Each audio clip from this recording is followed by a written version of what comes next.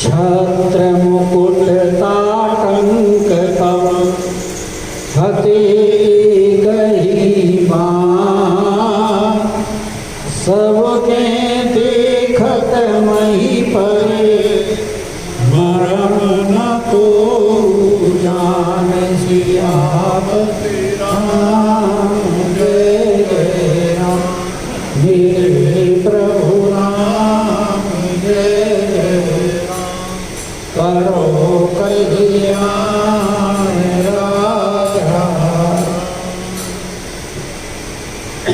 परमादरणीय समुपस्थित मानस प्रेमियों,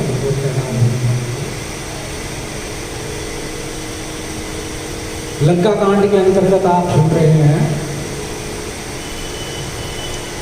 भगवान ने विभीषण से प्रश्न किया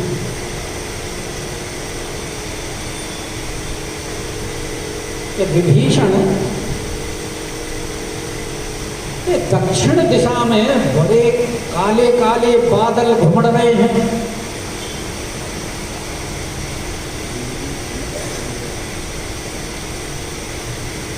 और बादलों के मध्य में बिजली भी चमक रही है,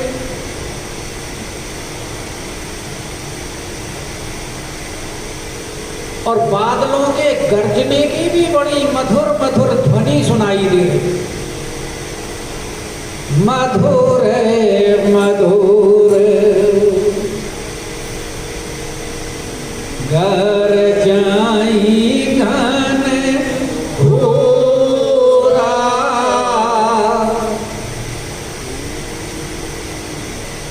ऐसा प्रतीत होता है भयंकर वृष्टि होने वाली है, और लगता है कि ओले भी पड़ जाएं।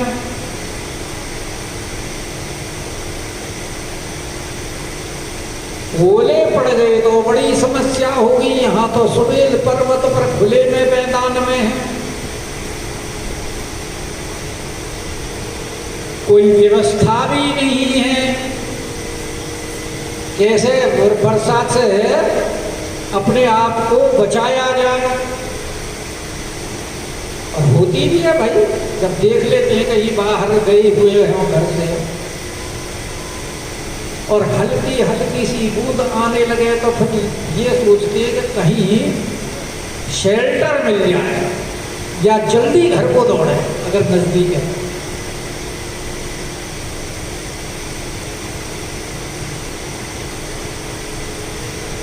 अच्छा, बोल क्यों रहे हैं? क्योंकि भगवान अब कृपा करना चाहते हैं रावण के ऊपर भी और विभीषण के ऊपर।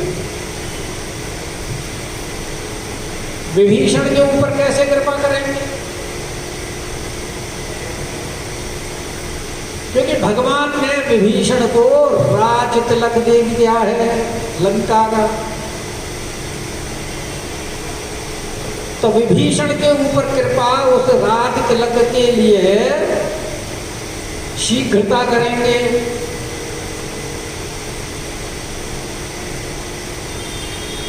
और वो बिना युद्ध प्रारंभ किए होगा नहीं, इसीलिए भगवान ने दृष्टि अपनी कहाँ दी है? दक्षिण दिशा की ओर। और प्रश्न भी विभीषण से ही किया है। अच्छा, जब विभीषण पर कृपा कर रहे हैं तो रावण पर कृपा कैसे हुई? भगवान जो अब करने जा रहे हैं वो इसलिए करने जा रहे हैं कि हो सकता है रावण अभी भी चेत जाए और शरण में आ जाए। तो कई बार बच्चे के सुधारने के लिए उसको डराते हैं, धमकाते हैं।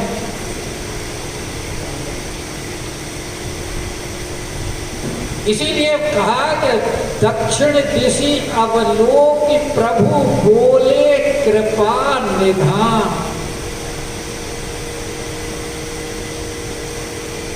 क्योंकि भगवान तो स्वयं कृपा के समुद्र हैं। इसलिए उनकी दृष्टि में तो सिवाय कृपा के और कुछ होता ही नहीं।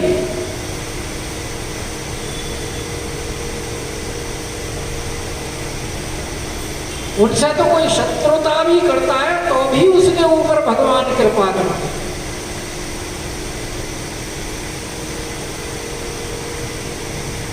अब ये जितने भी राक्षस भगवान के हाथ से मारे जाएंगे,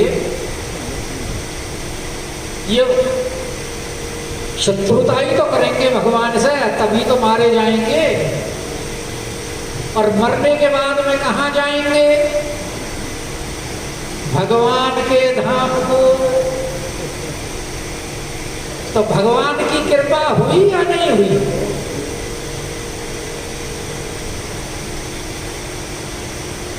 इसीलिए तो कहा कि भगवान का भजन करो भाव को भाव, अनखे आलस नाम जपते मंगल दिशि दसऊ। भगवान के स्मरण में, चिंतन में, ध्यान में, सेवा में कल्याण ही कल्याण है। विभीषण ने शरणागत होकर के प्राप्त की और रावण वैर के द्वारा प्राप्त करेगा।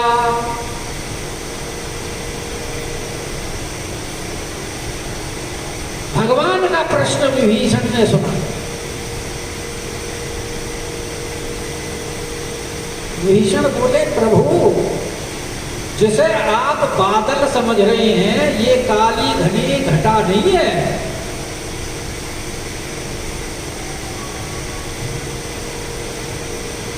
ये जो लंका का जो शिखर दिखाई दे रहा है,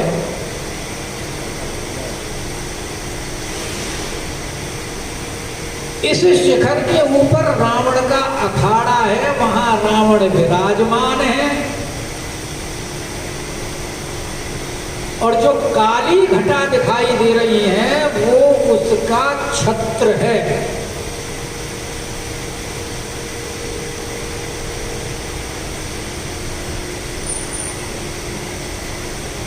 वो काली घटा के समान प्रतीत हो रहा है।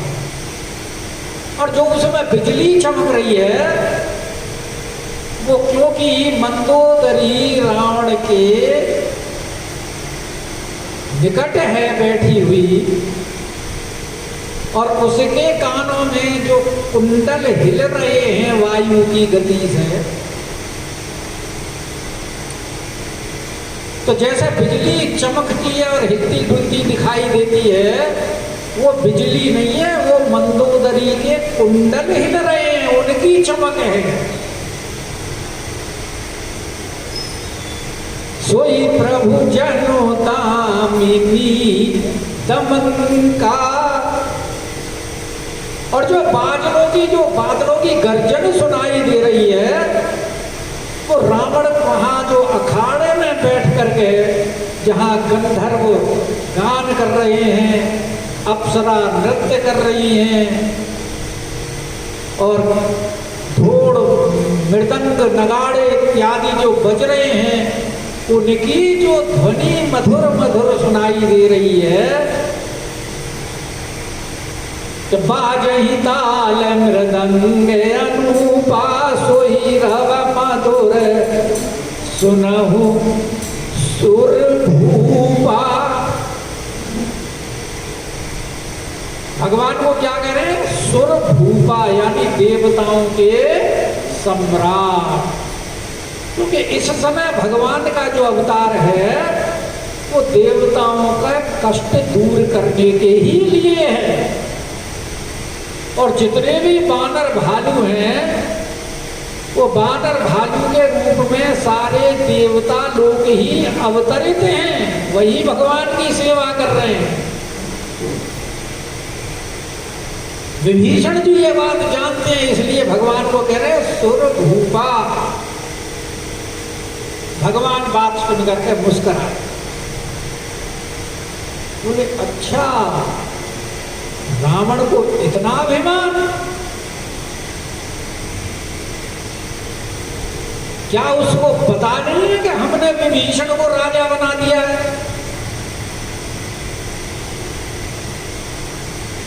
तो इस समय राजा रावण नहीं है, रावण राजा कौन है? विभीषण। और फिर हमारे होते हुए हमारे सामने इतना अहंकार के निडर होकर के और रास विलास के अंदर व्यस्त है, क्या उसे हमारा जरा भी भय नहीं है?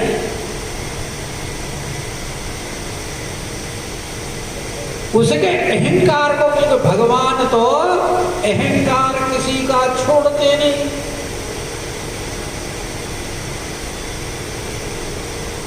अपने भक्तों का नहीं रहने देते तो औरों का कैसे रहने दें?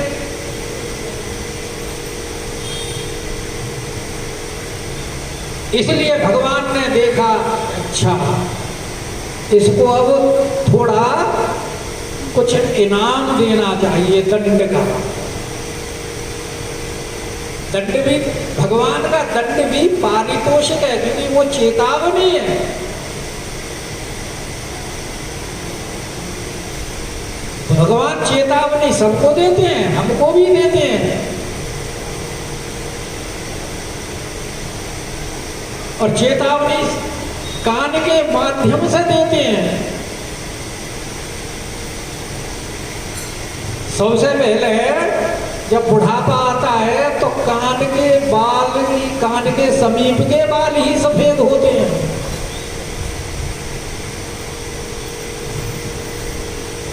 दशरथ जी महाराज ने ही तो सभा में जब बैठे थे तो उनको कैसे चेतावनी स्मरण हुई?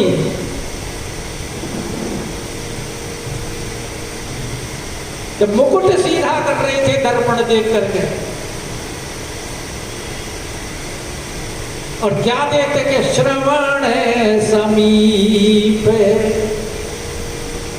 दिखे सित केसा, मनहु जरठपन अस उपदेशा। दशरथ महाराज समझ गए कि आओ बुढ़ापे ने हमें चेतावनी दे दी है। क्या कि अब तुम्हारा चौथा पद प्रारंभ हो गया, राम जी को राज दे करके और पन के लिए प्रस्थान।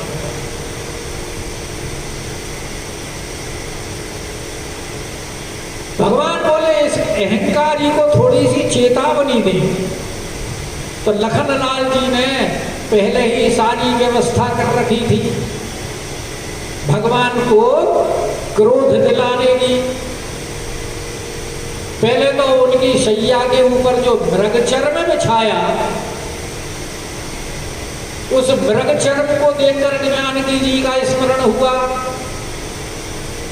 और जानकी जी का वियोग हृदय में ध्यान आ गया। दूसरे शैया इस प्रकार बिछाई कि भगवान की दृष्टि पूर्व की तरफ रहे, सिर पश्चिम को कर दिया कि चंद्रमा को देख करके उद्दीपन होगा। और जब चंद्रमा को देखकर उद्दीपन होगा जानकी जी के प्रिय, तो दक्षिण दिशा की तरफ मुंह जाएगा और भगवान का क्रोध भड़केगा। और साथ में एक बाण भी दे दिया हाथ में लखनलाल जी ने। दाहिनी तरफ तरकस रख दिया, बाईं तरफ धनुष रख दिया। और इधर विभीषण जी ने जब रावण की एक करतूत भगवान को बताई तो भगवान का क्रोध और भड़क गया।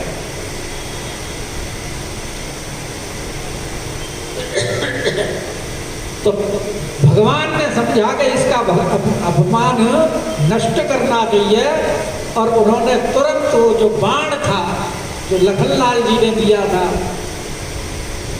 क्योंकि लखनलाल जी चाहते हैं ना कि विलंब ना हो जानकी जी के मिलन में, और वो तब होगा जब रावण का वध होगा। तो इसलिए भगवान ने भी जो धनुष के ऊपर तीर चढ़ाया, चाप चढ़ाई बाण संधान,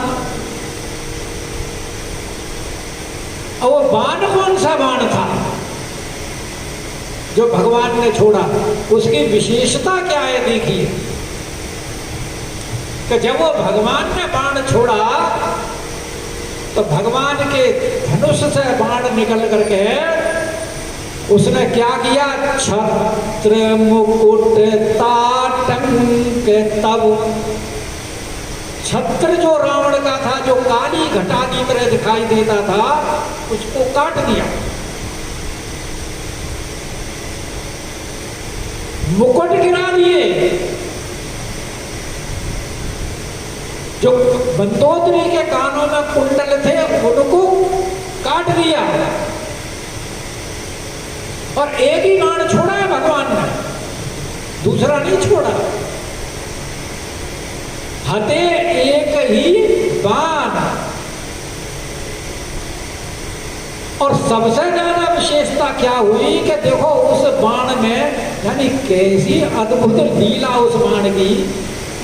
छत्र काट दिया, 10 मुकुट गिरा दिए, दोनों कुंडल काट दिए, और किसी ने देखा तक नहीं। उन वस्तुओं को गिरते तो देखा, लेकिन बाण को किसी ने नहीं देखा। इसीलिए उन्होंने जब देखा कि सबके देखत मही परे, छत्र को गिरते हुए देखा, मुकुटों को गिरते देखा, कुंडलों को गिरते देखा, लेकिन क्यों गिरे, कैसे गिरे, मरम न कोई जान, किसी को पता ही नहीं लगा कि ये क्यों गिरे हैं। और इधर राघवेंद्र सरकार का बाण, अस को तुक करी राम सर, सारा कार्य समाप्त करके और बाण वापस आकर के भगवान के प्रभु से आई निसंग। बाणों का घर क्या होता है, तरकस। तो अपने घर में आकर के और प्रवेश कर गया।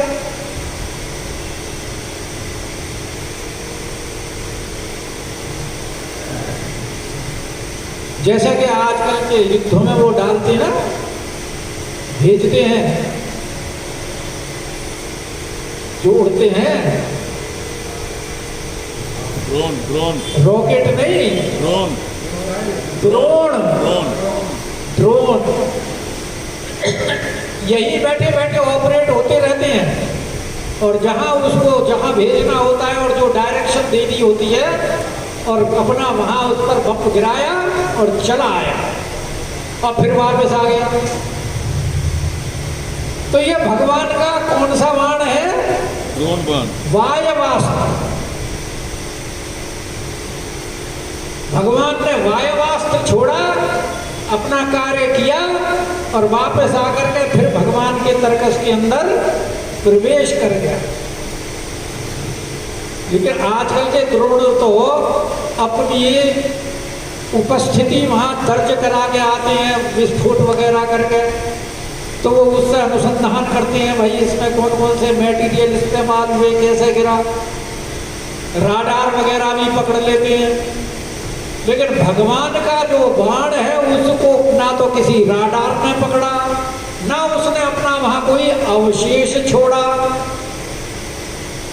इसलिए अस को तुक करी राम सर प्रभु से आई निसंग। और रावण सभा ससंक सब, जो सभा वहां बैठी हुई थी वो सब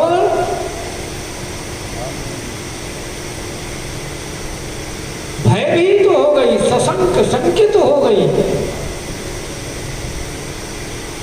कि ये रसभंग कैसे हो गया। अभी तो सब बड़े आनंद ले रहे थे नृत्य गान का, और ये अचानक ये सब हुआ कैसे। विचार कर रहे हैं मन में कि कंपन भूमि, भाई कोई पृथ्वी तो हिली नहीं। अगर पृथ्वी हिली होती तो हम भी थोड़े बहुत हिलते। हम तो जैसे बैठे हैं वैसे ही बैठे हैं। भूकंप आता है तो भूकंप में तो पंखे भी हिलते हैं, जो सामान होते हैं वो भी इधर उधर गिरते पड़ते हैं, आदमी भी हिलते गिरते हैं, पृथ्वी भी हिलती है। क्योंकि ऐसे कोई भूकंप की तो हालात दिखाई नहीं दी कि कंपन भूमि न मरुत विशेखा, और ना ही कोई आंधी वगैरह आई, कोई बवंडर वगैरह आया हो जिसका प्रभाव हुआ हो। और अस्त्र शस्त्र कछु नयन न देखा। अस्त्र होता है जो फेंक करके मारा जाता है, जैसे कि बाण धनुष के द्वारा फेंक के मारा जाता है, या बंदूक से जैसे गोली मारी जाती है। तो बंदूक तो हाथ में रहती है, गोली दूर जाकर लगती है, उसे कहते हैं अस्त्र। और शस्त्र जो हाथ में रहता है जैसे तलवार वगैरह। तो वो कह रहे हैं ना तो कोई अस्त्र दिखाई दिया, ना कोई शस्त्र दिखाई दिया, ना कोई भूमि में कंप हुआ, ना कोई हवा चली। तो हुआ क्या? सोच ही सब निज हृदय मजा। अब सब अंदर ही अंदर सोच रहे हैं, प्रकट कोई नहीं कह रहा, क्योंकि रावण के यहां प्रकट किसी को कहने की परमिशन नहीं है। यहां तक कि जब हनुमान जी लंका जला करके आए तब भी वहां निशाचर रहे ही सशंका। सशंकित तो रहते हैं, डरे तो रहते हैं। जब ते जारी गयऊ कपिलंका, और निज निज गृह सब करहि विचारा। अपने घर के अंदर बैठ करके विचार करती है कि नहीं निश्चर कुल के रहुबारा। भाई निशाचरों का कुल अब संकट में है, इसका उद्धार नहीं हुआ। ऐसे यहां सोच ही सब निज हृदय मझारी। अंदर अंदर सोच रहे हैं, प्रकट में नहीं कि असगुन भयऊ भयंकर भार। भाई ये जो छत्र गिरा है, मुकुट गिरे हैं, कुंडल गिरे हैं मणिपुर, ये तो बहुत भारी अशुभ है भाई। इसके संकेत तो शुभ दिखाई नहीं देते, लेकिन उनकी जो मुख की आकृति है वो रावण ने देख करके पहचाना कि सारी सभा भयभीत हो गई है इस दृश्य से। और रावण भी अंदर से भयभीत था, लेकिन रावण अपना भय अपनी प्रजा के सामने तो प्रकट नहीं कर सकता। और जब उसने देखा कि प्रजा भयभीत है तो फिर क्या किया जाए, तुरंत उसने उपाय विचारा कि दस मुख देख सभा भय पाई। 20 नेत्रों से रावण देख रहा है कि सारे ही भयभीत हैं, कोई भी ऐसा नहीं है जो भयभीत ना हो। 2 नेत्रों से तो फिर भी कोई छुप जाए, रावण के तो 20 नेत्र हैं, इसलिए वह 10 मुख कहा है कि 20 नेत्रों से देख रहा है। तो तुरंत उसने युक्ति सोची और हंस करके बोला, बेहसी वचन कह जुगुती बनाई। और युक्ति क्या बनाई उसने? बोला अरे क्यों डर रहे हो तुम? इसमें कौन सी बड़ी बात है? अरे इसमें डर, इतना भयभीत होने की आवश्यकता क्या है? कि सिरऊ गिरे संतत शुभ जाई। क्या हमने तो जब अपने मस्तक काट काट कर गिराए थे, तब बजाय अशुभ होने के हमारा तो शुभ हुआ। कि हमने सारी दिशाओं को जीत लिया, समस्त देवताओं को जीत लिया, लोकपालों को जीत लिया, शंकर भगवान को प्रसन्न कर लिया। तो जब मस्तक कटने से हमारा शुभ हुआ, तो ये तो मस्तक के और ऊपर रखे हुए मुकुट ही तो हैं। इनके गिरने से तो हमारा और शुभ होगा, अशुभ थोड़ा ही होगा, क्योंकि ये तो मस्तक से भी ऊपर है। कि सिरऊ गिरे संतत शुभ जाई, तो मुकुट परे कस अस गुण ताई। बताओ, तुम इतना सोच कर रहे हो मुकुट गिरने पर? अरे मुकुट गिरना तो और शुभ की बात है। लेकिन रावण ने देखा कि भाई इन लोगों का भय नहीं निकला। फिर बोला, अच्छा अब इनको यहां से सभा को बर्खास्त कर। तो उसने सभा डिस्पर्स कर दी। बोला कि शयन करहु निज निज गृह जाई।